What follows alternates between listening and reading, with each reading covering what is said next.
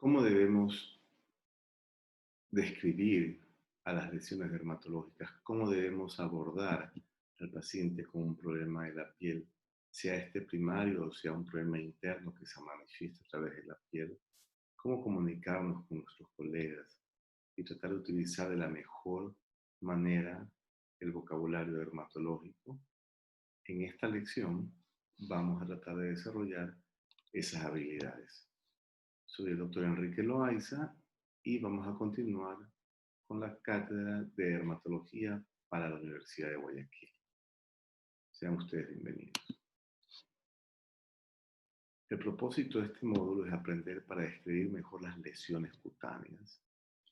Y después de completar este módulo, ustedes van a estar en capacidad de desarrollar un enfoque sistemático para describir las lesiones cutáneas, utilizar los términos apropiados, como les he venido diciendo, para poder describir mejor la morfología, la forma de las enfermedades de la piel. La palabra morfología se usa por los dermatólogos para describir la forma y estructura de las lesiones cutáneas.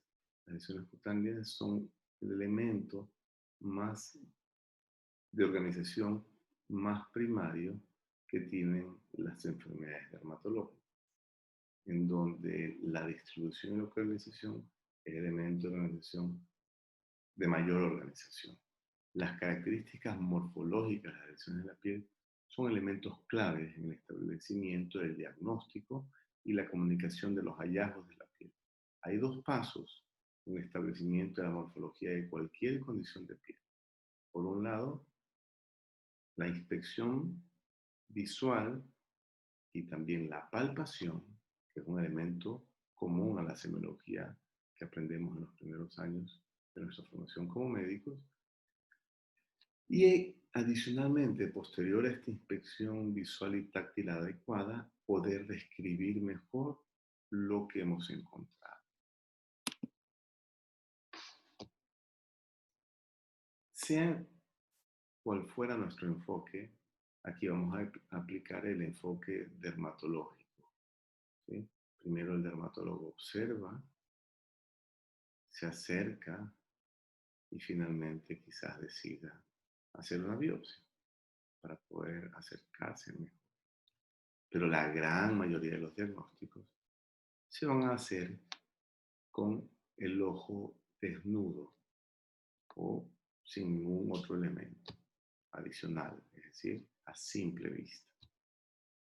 Lo mismo de nuestros diagnósticos a través del microscopio, tenemos tres objetivos: el de menor aumento, el de mediano aumento y el de mayor aumento. Se conoce que la mayor cantidad de diagnósticos se van a realizar con el lente de menor aumento, sirviendo el de mayor aumento solamente para poder entrar en el detalle de las estructuras, luego haber confirmado el diagnóstico a través del mediano aumento. Y por otro lado, cuando hacemos una inspección del paciente, asimismo podemos establecer tres niveles de organización. Uno de muy bajo poder, como el ejemplo del microscopio, que sería un lente panorámico, es decir, observar al paciente, ver la distribución de las lesiones. Luego, un mediano aumento, que sería observar cómo están dispuestas las lesiones, cómo están configuradas. Y finalmente, nos acercamos a observar cuáles son exactamente las lesiones elementales que conforman la entidad de nuestro paciente. Y una vez más, la gran mayoría de los diagnósticos se realizará a través del lente de más bajo poder, es decir, a través de la distribución y la localización. A lo largo de la clase del día de hoy vamos a entrar en detalle sobre estos niveles de organización.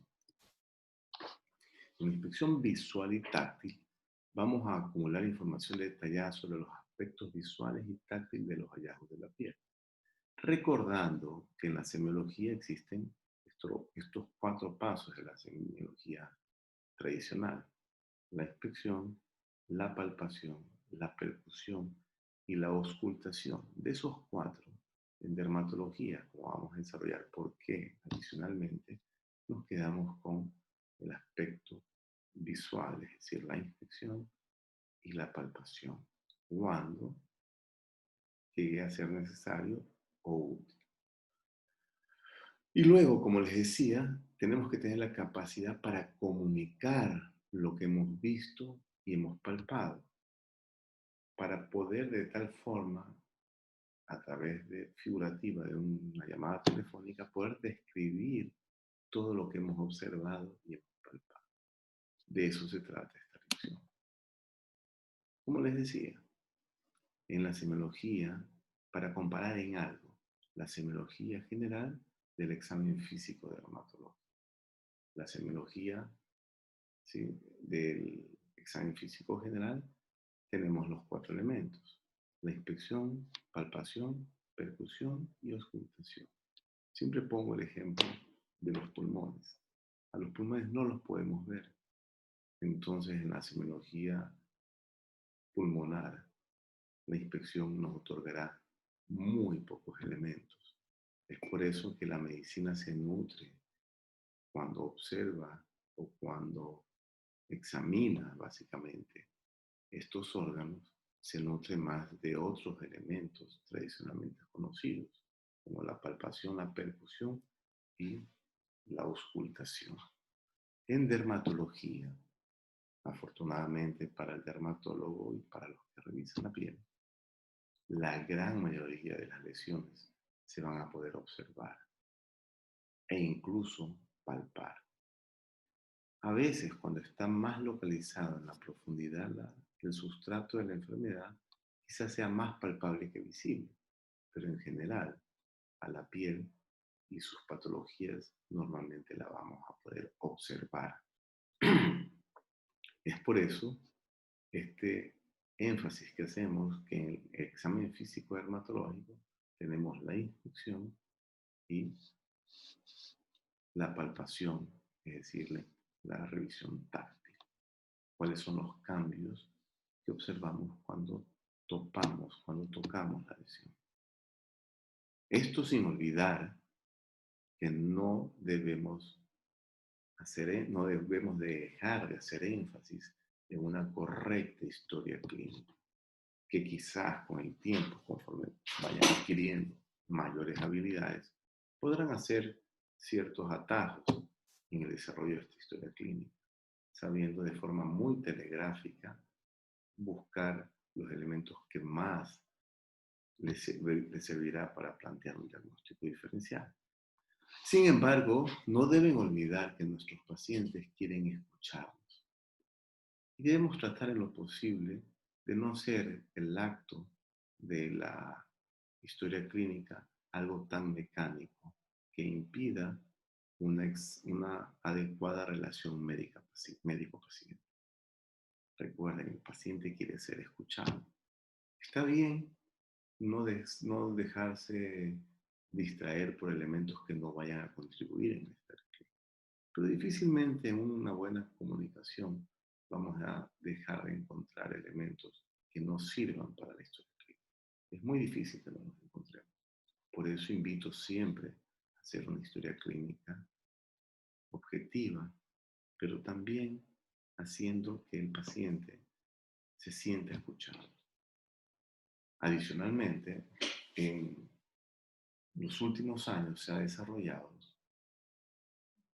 elementos que sirven para hacer más objetivo lo subjetivo y la misma objetividad. ¿A qué me refiero? En la historia clínica puede ayudarnos muchísimo los resultados reportados por paciente. El término en inglés es PRO, Patient Reported Outcomes. Queremos saber cómo se siente el paciente, pero ya de forma objetiva esta subjetividad. Es decir, midiéndole, otorgándole un número al cómo se siente el paciente. Esto son los famosos cuestionarios de calidad de vida, donde preguntamos las situaciones que pueden afectar el entorno del paciente y su calidad de vida. Preguntamos sobre si siente vergüenza por lo que tiene y cuánta vergüenza siente, si se siente frustrado, si se le dificulta realizar actividades como el estudio o el trabajo, si se le dificulta su comportamiento social, su comportamiento sexual, si hay mucho prurito, picazón, y lo cuantificamos.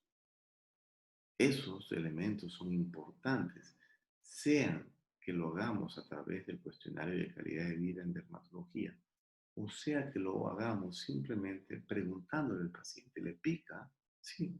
¿Cuánto le pica? ¿Poco, más o menos, o mucho? ¿La picazón es insomniante? ¿La picazón es todo el día? Tenemos que saber eso para inclusive a la hora de enfocarnos en el seguimiento del paciente, saber cuánto hemos mejorado estos números. Hay muchos pros según las enfermedades. Tenemos pro para medir calidad de vida, pro para medir prurito, pro para medir la satisfacción del paciente respecto a su enfermedad. Y por otro lado tenemos asimismo herramientas. El PRO está incluido junto con herramientas objetivas dentro de lo que se conoce como herramientas de clinimetría, ¿sí? Que permiten medir la evolución, y no solamente la evolución, sino también el primer momento de nuestro paciente, medir la evolución clínica de nuestro paciente. Por ejemplo, en el caso de psoriasis, tenemos el famoso PASI, ¿sí? Que es un índice de severidad, una evaluación para medir el índice de severidad de la psoriasis, basada no solamente en la extensión de la enfermedad, sino también en las características de las lesiones, como veremos en el módulo de psoriasis. De pronto no hace falta medir las lesiones solamente, o sea, si está muy roja, descamada o infiltrada, sino bastará también con saber cuán extensa es la enfermedad. Esa es la famosa herramienta de superficie corporal total, donde recordamos que una palma es 1% y de esa forma podríamos medir cuán extensa es una enfermedad y de acuerdo a eso ayudarnos en el diagnóstico, ayudarnos en la severidad del cuadro y posteriormente ayudarnos en el seguimiento del cuadro. ¿Sí? Estas son las herramientas de clinimetría. Es decir, que el examen, que la historia clínica, hay mucho que hacer con nuestros pacientes. No puede ser un proceso relegado, ¿sí? No se puede concebir que la consulta médica ni la de consulta dermatológica sea un proceso en donde el paciente se sienta para recibir una prescripción. Se sienta ni siquiera para recibir una prescripción, sino para recibir un listado de los medicamentos que debe tomar. Eso no es un proceso de una consulta.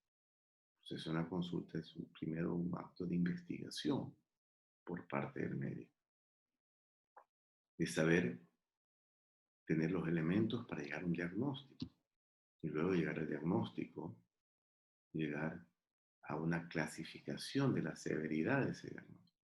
Para ahí sí, de acuerdo a la severidad de la enfermedad y de todas las asociaciones de esta enfermedad, investigar a través, una vez más, de una historia clínica y no a través de exámenes, una solicitud de exámenes únicamente. Una vez que tenemos esto, entonces planteamos la estrategia terapéutica. No podemos brincarnos desde que se siente el paciente a otorgar simplemente una prescripción. Eso no es lo que esperan nuestros pacientes. Luego,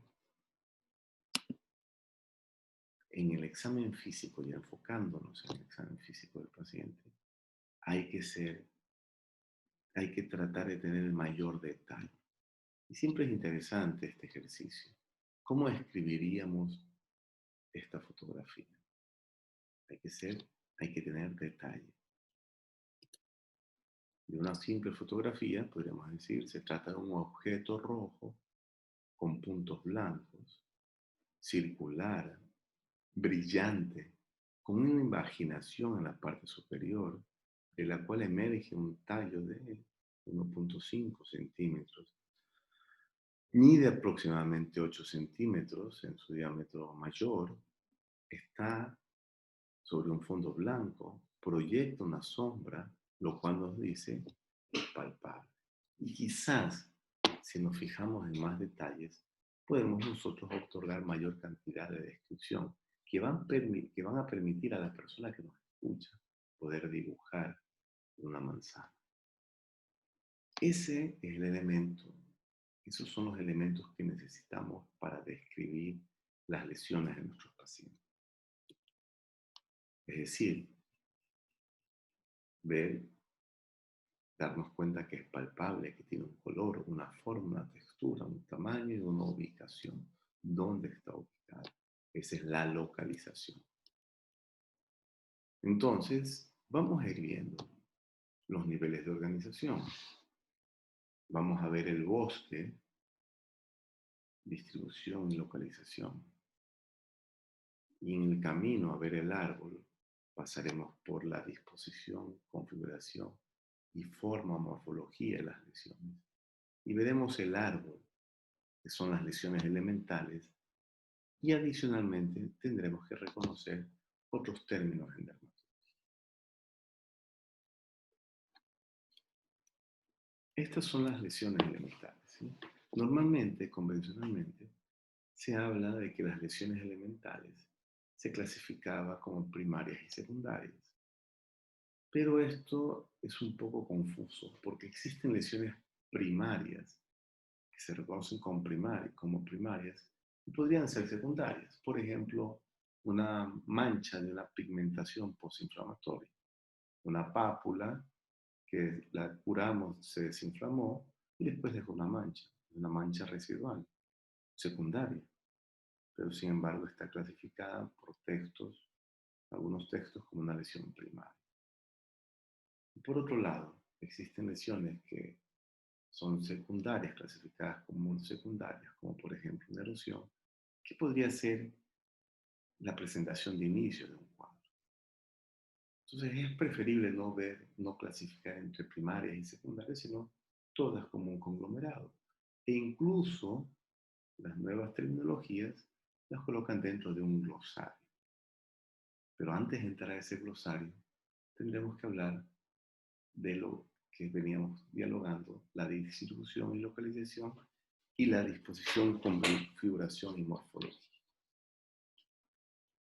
La distribución, primero nosotros tenemos que saber si la patología es, si la enfermedad es generalizada o si está localizada. Si está generalizada, si es dispersa, ¿sí? O está completamente diseminada.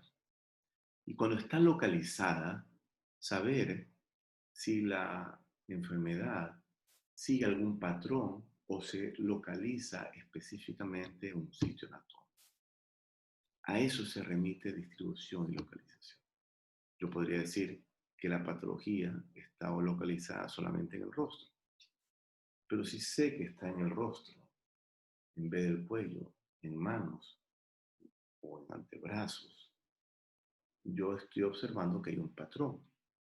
Es un patrón de fotodistribución, ¿sí?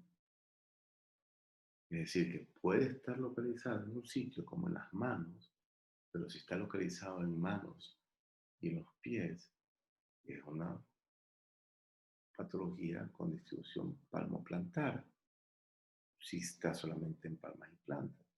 Pero si está en dorso de manos y dorso de pies, es una enfermedad con distribución acral. Si está localizado en cara, pecho y espalda, distribución seborreica. Y si tiene este trayecto lineal, tendré que saber que las localizaciones lineales más reconocidas son las que siguen los trayectos de los metámeros, de las metámeras o los dermatomas, como ese famoso herpes zóster, que sigue un trayecto nervioso, o unas líneas que cada vez son más reconocidas, incluso por médicos no dermatólogos, como son las líneas de Blaschko, que son líneas de migración celular.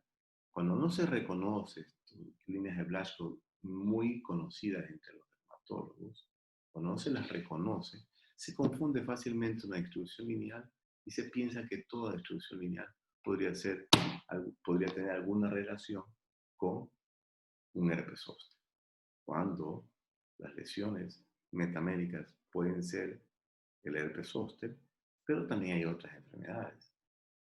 O cuando las lesiones lineales pueden ser metámeras, o pueden ser líneas de Blaschko, como por ejemplo la incontinencia pigmenti, que es un cuadro vinculado al cromosoma X, donde la homocigosidad de esta enfermedad es incompatible con la vida y la heterocigosidad que ocurre justamente en las mujeres por tener dos cromosomas X, se permite la supervivencia, pero con un cuadro que dibuja el mosaico genético que somos.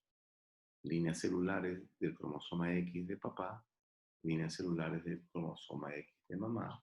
Se supone que el cromosoma X enfermo vendría de parte de mamá, entonces el papá, el cromosoma X que lo otorga el papá, le permitiría sobrevivir, pero presentaría lesiones lineales dependiendo del estadio de la enfermedad. Esta incontinencia pigmenti podrían ser lesiones vesiculares, eh, verrucosas, pigmentarias, ¿sí? Muy característico alrededor del nacimiento. Pero no es la única enfermedad con un trayecto lineal de línea de Blaschko. Hay los lunares sin líneas de Blaschko, como los levosebáceos, y hay inclusive enfermedades inflamatorias como la reconocida el líquen estriado, líquen lineal, sigue una línea de Blaschko, o la psoriasis lineal o el líquen plano lineal, que siguen líneas de Blaschko. Son enfermedades adquiridas que siguen líneas de Blaschko. Es decir, que en el fondo probablemente exista un fondo genético que predispone al desarrollo en estos pacientes de una psoriasis lineal o de un líquen plano lineal. En lo que vamos a más adelante ver si, como vamos a revisar el glosario de la sociedad de ligas de la Liga, la Sociedad Internacional de Dermatología, vamos a de pronto a revisar ciertas características adicionales. El siguiente nivel, sin embargo, de organización es la disposición, la forma. Una pápula, sí, ¿qué forma tiene? ¿Cómo están dispuestas? Entonces ese es el siguiente nivel. Una disposición incluso podría ser lineal, ya no solamente distribución lineal, sino disposición lineal, que las pápulas estén colocadas una atrás de otra. Eso le da un trayecto lineal, pero como disposición. Eso ocurre bajo efectos del fenómeno de Koedner o fenómeno isomórfico, en donde el rascado hace que aparezcan lesiones una atrás de otra, como ocurre, por ejemplo, en verrugas y rascado, como ocurre en la misma psoriasis y el rascado, que podría otorgar que las lesiones estén dispuestas de manera lineal. También hay disposición circular, como la pápula vesícula de la tiña, que le da una forma, una disposición de vesículas lineales y le da una forma anular a la tiña. Las pápulas, por ejemplo, tendremos que saber qué forma tienen, si son aplanadas o terminan en punta, acuminadas o planadas. Las lesiones, luego de eso, como he venido diciendo ahora, hay las lesiones elementales. A ellas nos vamos a referir más adelante. Aquí está la cantidad de lesiones elementales que vamos a revisar.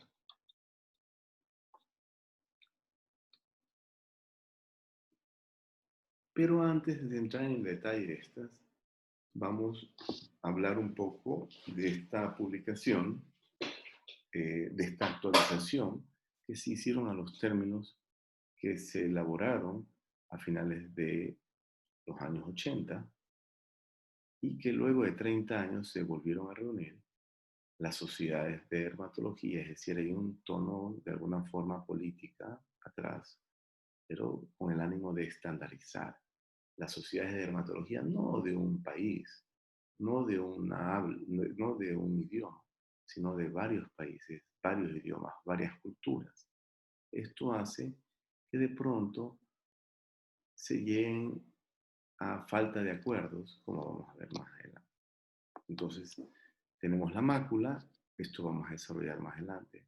Voy a solamente a detallarme en los términos algo polémicos o que no los desarrollemos posteriormente.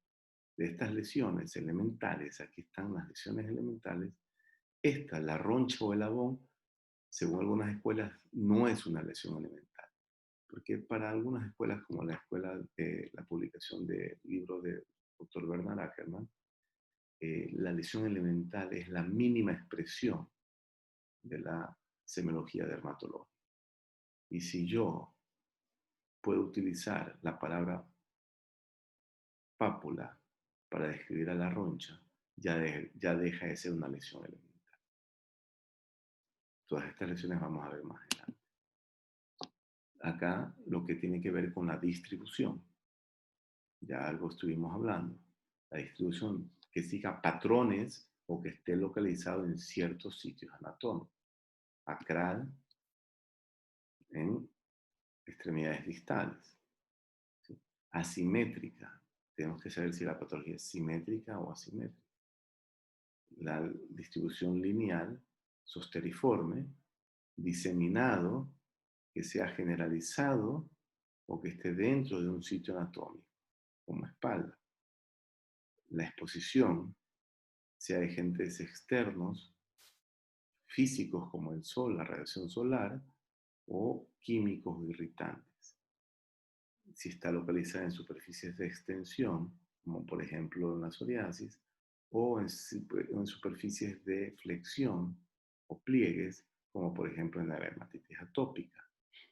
Si están localizados más donde hay folículos o alrededor de folículos, folicular o perifolicular. Bueno, ya vimos esto de generalizado. Y si están agrupados, si tienen alguna configuración cuando se agrupan, es decir, si están agrupadas como en el herpes, como en el herpes simple, herpetiforme, si están agrupadas en un área, agminado, o satelitosis, si son lesiones más pequeñas alrededor de una lesión de mayor tamaño. Acá tenemos también otra distribución interdigital. Intertriginosa es un término que se lo emplea muchísimo.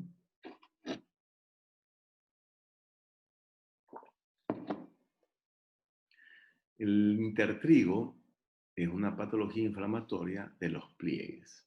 Pueden ser de pliegues de gran tamaño, como el pliegue axilar, submamario, interglúteo, debajo de las gorduras, o puede ser de pequeño tamaño, de los pequeños pliegues, como el interdigital que hablábamos anteriormente. La distribución lineal, aquí se están mezclando algunas, ya ahí hice énfasis sobre la distribución lineal. La localización, ¿sí? Que esté localizada en una o pocas áreas. Palmoplantar, plantar, ya hablamos sobre eso. Periorificial, como por ejemplo en el tema de los impétigos o en el tema de la ectodermatitis enteropática. ¿Sí? Entonces hay entidades que pueden estar alrededor de orificios naturales, no solamente de uno, sino de varios. Lesiones seborreicas, como es cara, pecho y espalda, y así. La forma y topografía, que estén bien circunscritas o mal circunscritas, digitiformes, es decir, que sigan trayectos de dedos, que estén figuradas, que sigan trayectos anulares, arciformes, policíclicos, serpiginosas, que siga trayectos que recuerdan una herramienta o el rascado. Esas son las famosas dermatosis por rascado, ¿sí? Que forme pequeñas gotas, gutata, ovales, poligonales, de varias formas, un patrón reticulado, se lo denomina, por ejemplo, en el caso de las lesiones poiquilodermatosas, redondas o discoides en forma de moneda. Aquí habíamos revisado si tienen una forma vista desde arriba y acá si tienen una forma en una vista lateral. Les decía yo la pápula que termina en punta, la pápula que termina aplanada. La que termina en punta se le dice acuminada, como el condiloma acuminado. Una pápula deprimida, ¿sí? Con una pequeña depresión, que termina en cúpula, que termina en meseta, como una pápula aplanada que les decía yo. Papilomatosa, que recuerda las proyecciones de las verrugas, que tenga un cuello, es decir, un pedículo o pedunculada, que tenga un borde elevado, como en el caso de la porokeratosis, que tenga un pequeño orificio en la superficie de esta pápula, umbilicación, se conoce en la descripción del molusco contagioso, que tenga forma de verruga. Esto siempre tiene que ver con la papilomatosis. A la palpación podemos palpar atrofia, que sea comprimible, que sea firme, fija, fluctuante, indurada, móvil, pulsátil, de consistencia dura o pétrea, que palpemos un cordón en la profundidad, ¿sí? Que sea un poco áspera a la superficie, en forma que tenga la consistencia de goma, gomosa, que sea suave, blanda o caliente.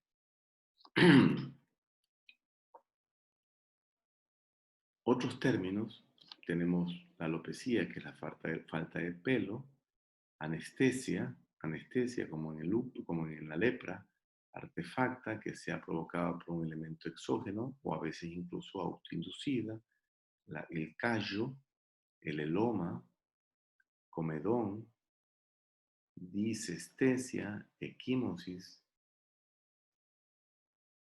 algunas lesiones elementales como la fisura, la fístula, que tiene una comunicación, gangrena, goma, hematoma, halo, cuerno, hiperkeratosis, infarto y queratodermia que habíamos señalado.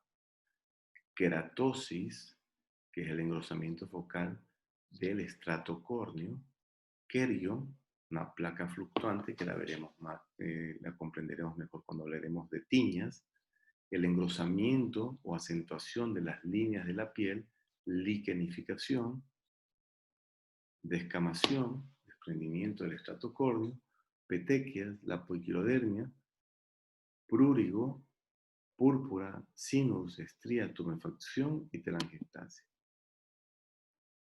Las lesiones cutáneas que asemejan a enfermedades clásicas, escarapela o roseta, herpetiforme, eritema multiforme like, morbiliforme, que recuerda el sarampión, y escarlatiniforme, que recuerda la escarlatina. Todos estos términos son traídos de esta revisión de las lesiones elementales en su versión en español. Y los colores, hay una gama de colores que vamos a verlo más adelante. Entonces,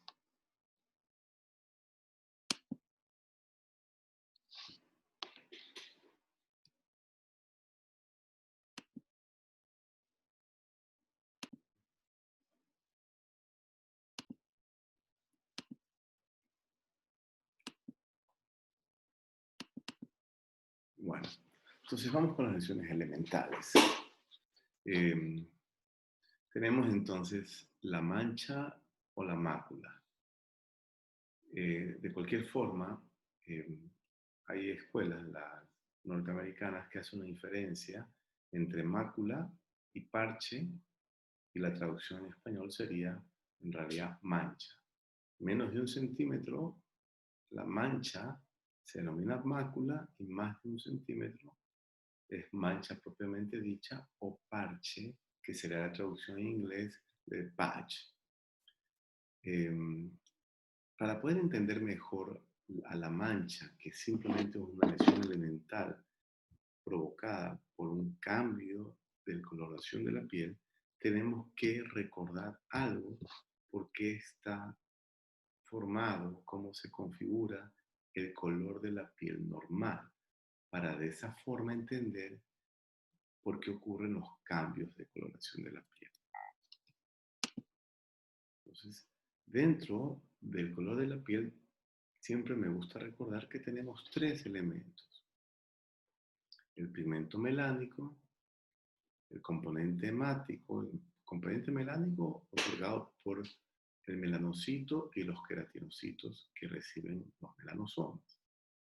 El componente hemático otorgado por la vascularización de la piel. Y el tercero, que a veces nos olvidamos, que es la refracción de la luz, que es el paso de la luz a través de un cuerpo, que no es lo mismo que reflexión. Componente melánico, en este diagrama he intentado graficar. Acá tenemos la membrana basal. Sobre la membrana basal está diagramado el melanocito, que es una célula dendrítica. Sus dendritas se escurren entre los queratinocitos, desde los más basales hasta los más superficiales. Y a través de esas dendritas, el melanocito forma los melanosomas que empaquetan la melanina.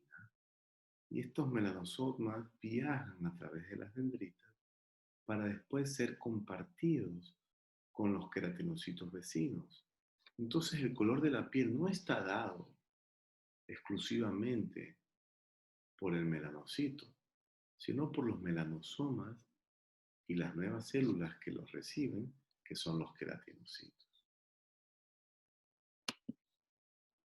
La refracción de la luz, ¿sí?, el paso de la luz a través de un cuerpo, como en el caso de este prisma, esta portada, le da la gama de colores. Los colores están dados por la refracción de la luz.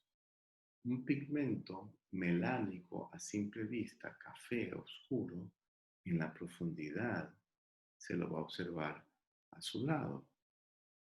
Un pigmento hemático a simple vista, rojo, en la profundidad, como en el caso de las venas, se lo va a ver azulado o verdoso. En el caso del hematoma también. Es decir, que el color está dado no solamente por el pigmento, sino también sabiendo a qué nivel está localizado este pigmento, sea melánico o sea hemático. El mismo componente hemático, si está dentro del vaso sanguíneo,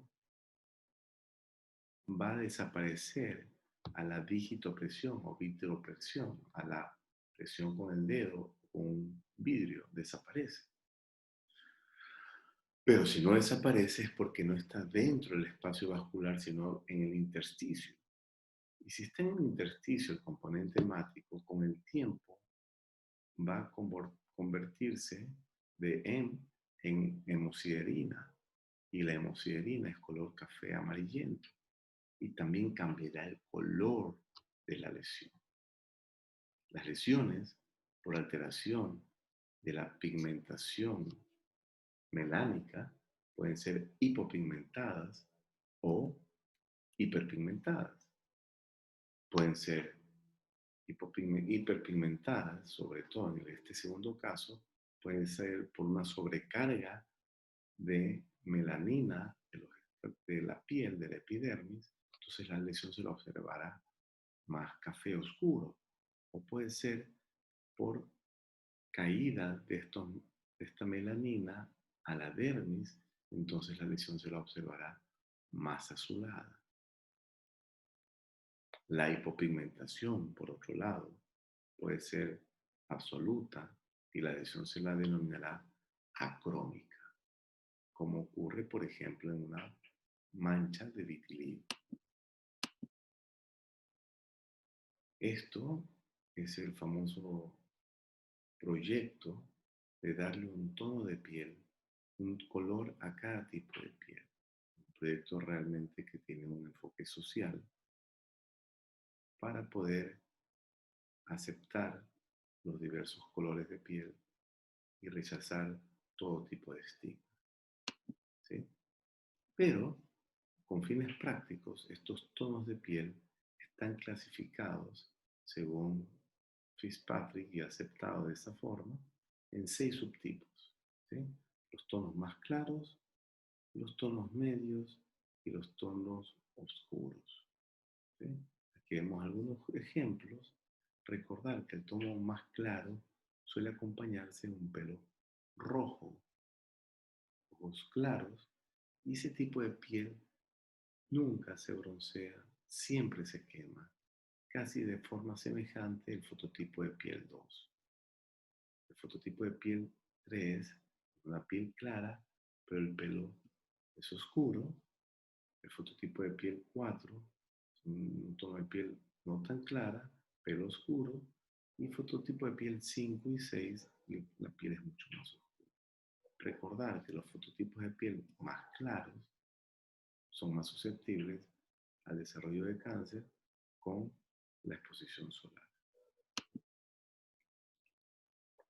El parche, les decía, es aquella lesión elemental de más de 1 centímetro de diámetro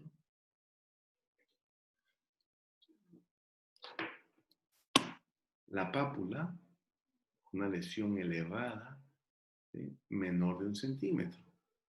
Al ser elevada es una lesión visible y palpable, en contraste con la mancha, que es una lesión visible pero no palpable. La lesión visible o palpable de hasta 1 centímetro, porque si es más de 1 centímetro, se la conoce como nódulo, según algunas literaturas. Algo de las formas que ya hablábamos, de las superficies y también a qué nivel estaría localizado. Si esta pápula crece en extensión, se la conoce como placa, con las mismas diferencias según donde esté localizado. La placa puede formarse de nuevo o puede formarse por confluencia de varias pápulas. El nódulo, según algunos, es una lesión elevada de más de 1 centímetro y menor de 2 centímetros, y otras escuelas utilizan este término básicamente para referirse a la lesión más palpable que visible que ocurre, por ejemplo, en una paniculitis. Pero para otros, para este tipo de lesión está usado o se debe usar el término de nudosidad. Recordar entonces que sí podríamos confundirnos y en algunas ocasiones se refieren a nódulo como una lesión más palpable que visible. Y tumor, como ya hemos conversado, el tumor hay que olvidarse de utilizar la definición empleada para el grupo de enfermedades, como el término nosológico de tumor, como una proliferación de células. Estamos hablando de lesiones elementales. Y cuando nos referimos a lesiones elementales, no sabemos si hay proliferación benigna, maligna, si hay hipertrofia, no sabemos. Simplemente vemos que hay una lesión elevada, visible y palpable de más de 2 centímetros. Si después, a través de un estudio histológico o con un examen físico adecuado, sabemos que es un tumor maligno o benigno, es otra cosa. Pero cuando utilizamos como lesión elemental tumor, me estoy refiriendo a una lesión elevada de más de 2 centímetros